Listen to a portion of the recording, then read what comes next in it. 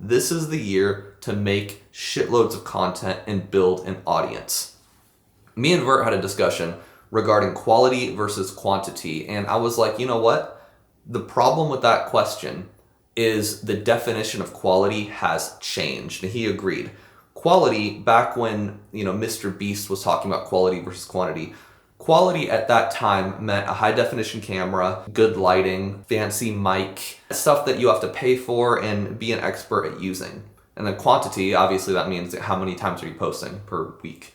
Well, quality, that definition's changed, because unless you're doing like Mr. Beast level content, if you're just doing guy looking at camera content, quality, lighting doesn't really matter as much, microphone doesn't matter as much, definition does not matter as much. Quality, for me, it's simply being real and being authentic to the audience that you're trying to communicate with and giving information that they want. You do not need to do it in a fancy way. You do not need to do it in a technologically advanced way. If you are giving people what they click for, quality at that point, the old definition, it doesn't matter. So I told Vert, depending on your definition of quality, that's something to factor in, but ultimately, quantity, that's what really matters, because people in the Pokemon card niche, at least from my experience, they're not necessarily looking for, they're not looking for quality in the technological aspect, as we talked about, but they're not even necessarily looking for a lot of meat.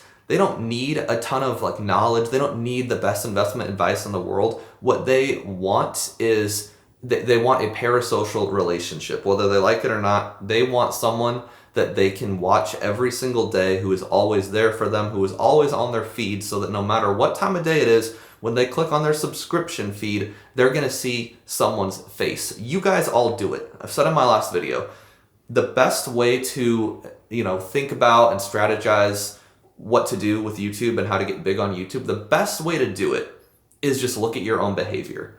If you're anything like me, and by the way, I've got this multi-million-dollar business, I've got friends and family and the gym, and I'm a busy person. Despite that, every single day, I'd say every 2 to 3 hours, either when I'm jumping in my car, getting to the gym, waiting for a video to export, I am on that YouTube app, I'm clicking my subscription tab, and I am expecting to see my favorite 15 creators' faces. And if I don't see any of them posted, I legitimately feel an emptiness inside. I'm being only slightly hyperbolic here. If I don't see anyone that posted recently, I'm like, well, shit, what am I supposed to do now? We're at a point now in technology where music, you're listening to your favorite artists faster than they are putting out work. I listen to rap, I listen to K-pop, J-pop, Thai rap, pop, Drake, Kendrick, Eminem, rock, Led Zeppelin, Van Halen. I listen to multiple decades of music. I listen to music from the 20s, and I'm running out of music to listen to. There is just, you can consume music way faster than these people can write it. You can consume television. I watched the first 4 episodes of Stranger Things Volume 5 in 2 days. We're consuming so much that mainstream media, it's not enough to quench our thirst. It's too slow. So what do people like me turn to? We turn to YouTube. We turn to the 15 creators that we love the most. And if we don't see those people on our subscription feed, we don't know what to do. Take advantage of that. Be the person that's on someone's subscription feed every single day. You know what I'm talking about. You've been on YouTube. You're obsessed with YouTube just like I am. Otherwise, you wouldn't still be here. If you want to start a Pokemon card business in 2026, the first thing you need to do is not look for a distributor. You're not going to get shit. Not raise a bunch of money. Not sell stuff on TCG Player. Certainly not open packs on YouTube. The only thing you should be doing right now in 2026 is making content and being that person for all of the people out there that need more of that person. The market is not saturated on PokeTube. There are new PokeTubers that are coming out of the woodwork every couple weeks, and whether or not they're quality lighting, mic, camera, background, whether or not their quality, quote unquote, is good, they're there for their audience, and everyone has a thing. Just get on and talk about the market, talk about, your business, your vlogging, talk about people that you think are cringe, talk about people that you don't like, talk about people you do like, react to content. Get on right now and start building that audience. Start developing those parasocial relationships with strangers online, because here's what's going to happen. We're at the meat of the video now. In 2026, we will largely be in a bull market for the whole year. And even if we're not in a bull market, you as a new person are probably not getting product from distro anyway. So in 2026, what you're going to do is you're going to make content all year. 2027 is going to come around. I don't think we're going to hit a bear market all of a sudden, but let's say things slow down and they get normalized. Booster boxes are $130 on the secondary market. People with distro are getting them for like $100. Everyone's making profit. These people are happy. Everyone's happy. But you're still probably not going to get a distributor. So what you do is you continue making content through 2027. Here's where it gets very, very interesting and where you're going to start making your multi-million-dollar empire. 2028 is going to come around. I'm making these numbers up, obviously, but just follow me. 2028 is going to come around, and we're going to enter a bear market. Things are going to slow down considerably. Belief and trust in the product is going to fail, just like it always does.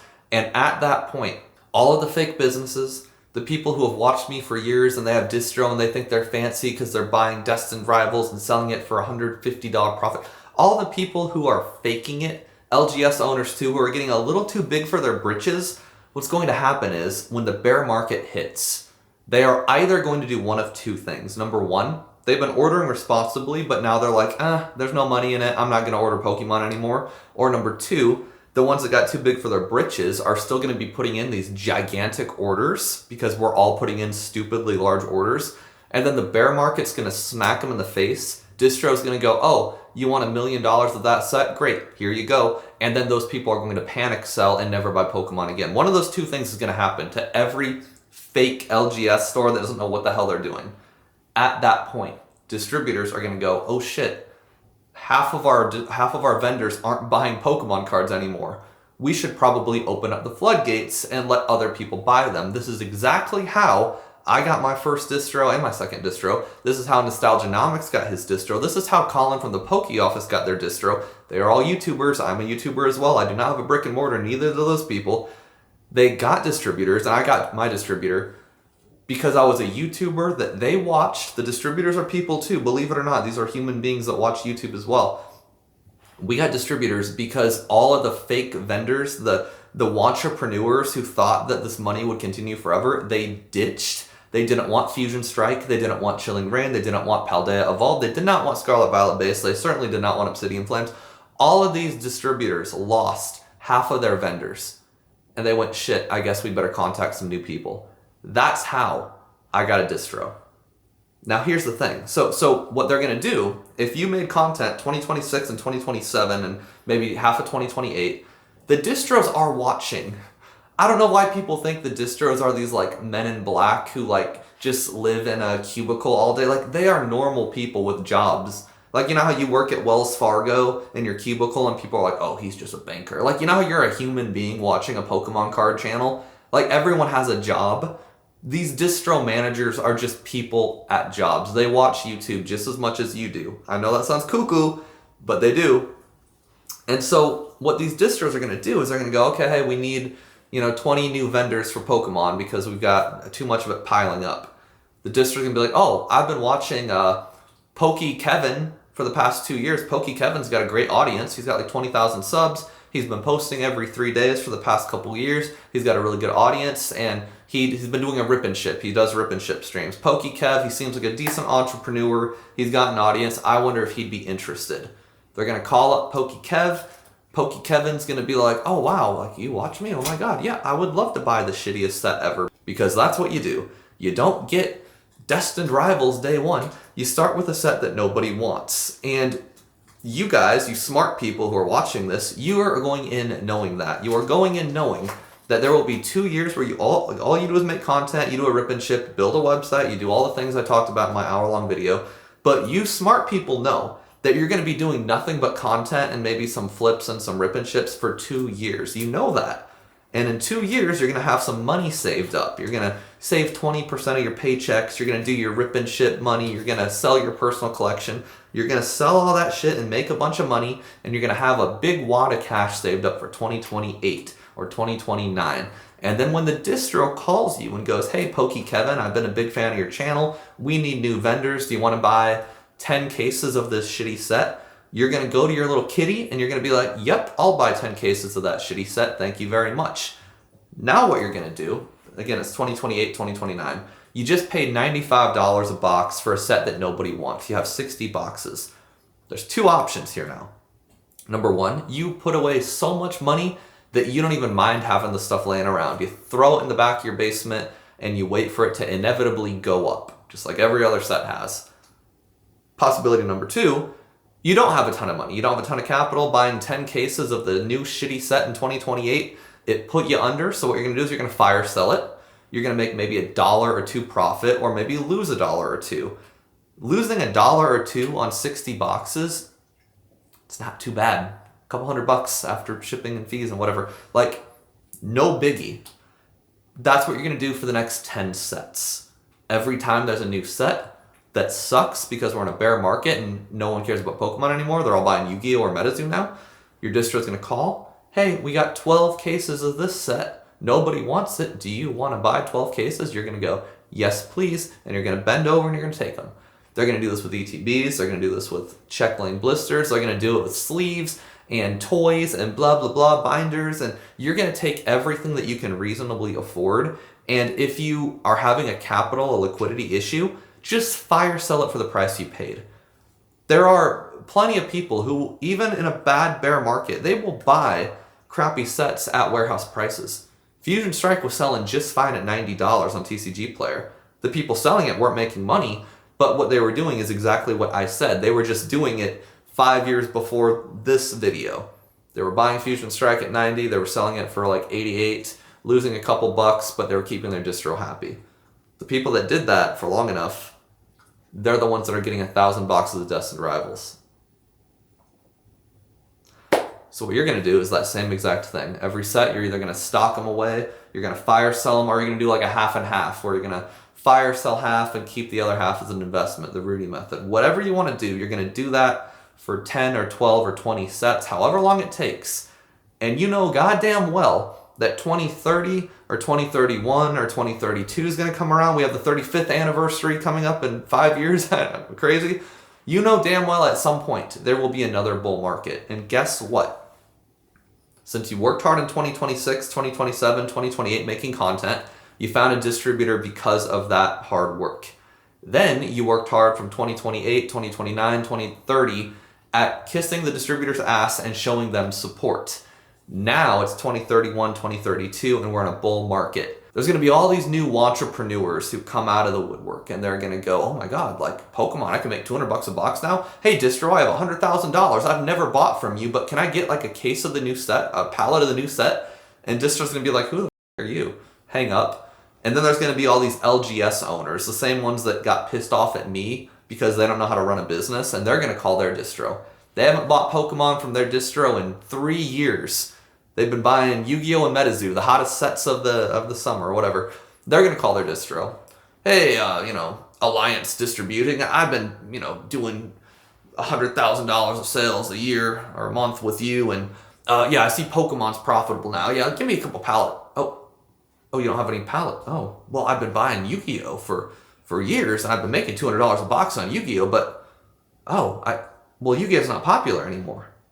Oh. And then they're going to be pissed.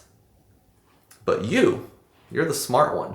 You've been making content, keeping your head down. You've been selling stuff at cost for years, and you've been keeping your distro happy. You're going to be able to go, hey distro, you know how I bought like 20 cases of every shit set that's come out for the past 2 years?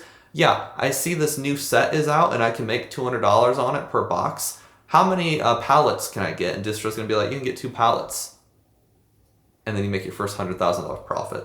And then every set going forward, you're going to make $100,000 profit per set. I'm not exaggerating. That's what's going to happen.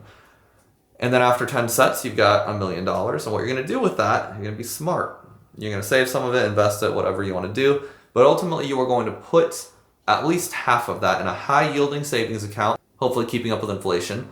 And by now, you've got your $1 million in the bank, and now the market's turning again. Now we're getting into a bear market again. Well, now, all the people are panicking. All the general collectors, the LGS owners, they're panicking. It's 2034 now. It's the year 2034. The stupid Timmies are panicking. The distros have way too much product. So now you're going to double dip. Now you've got $1 million in the bank, and you've got all these people selling their personal collections, their investments they were going to hold on to for 10 years, and you're going to buy their collection up. You're going to use it as a tax write-off, whatever. And the distro is going to be like, yo, we got 4 pallets of the new set. No one wants it. I'll give it to you at a discount. You got $1 million. You're going to buy that up. And so now you're getting personal collections, and you're getting distributors, and you're actually triple dipping, because not only are you getting stuff here and stuff here, but you're also making your distro happy again, so that in 2044, when there's another new bull market or another new anniversary set, whatever, the distro's going to be like, wow, hey, you bought with us for 2 bear markets now, and you've got an audience of 100,000 subs, and we've been working together for 10, 15, 20 years. This new set's crazy. Do you want like 10 pallets of it? And you're going to go, yep, thank you very much. It's just the Rudy method.